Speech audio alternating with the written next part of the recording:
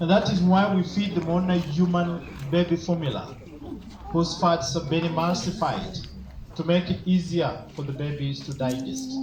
It took the founder of this place, the late Dr. David Shedrick, about 28 years to discover that this is the right formula for them. Before that, she used the try and error method and lost most of the first orphans.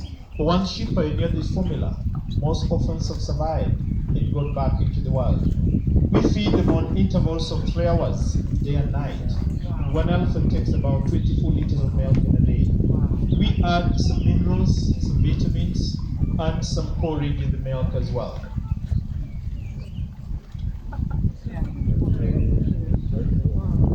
Coldness, they easily get pneumonia. And pneumonia is a big threat to young elephants because the lungs of an elephant are attached to the ribcage and an elephant cannot cough. So one cannot see when they've got this pneumonia earlier and start the treatment. You realize when it's too late by seeing some water dropping from the trunk. And by the time that happens, the lungs are already saturated. Within a very short time, you lose the elephant. That's why the little ones have blankets to make sure that they have some warmth. Snaring them.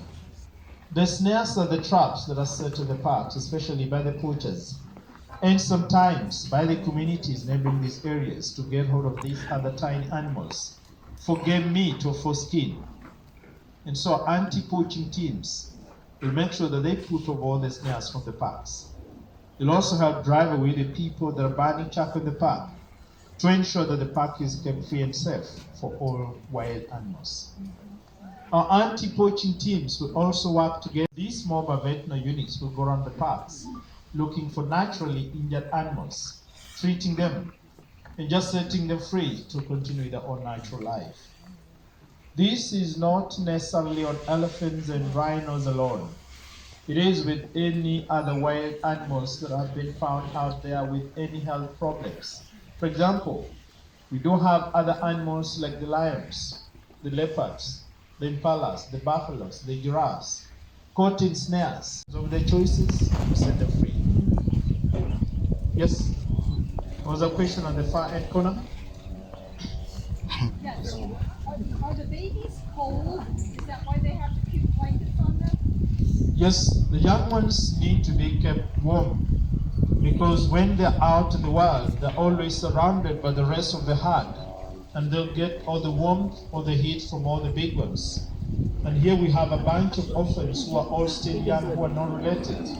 And that's why we improvise the blankets to make sure that it is important for the communities neighboring the parks to know what to do, whom to conduct, and how to behave in case they encounter animals in the farms, so that there are no conflicts every now and then between the two.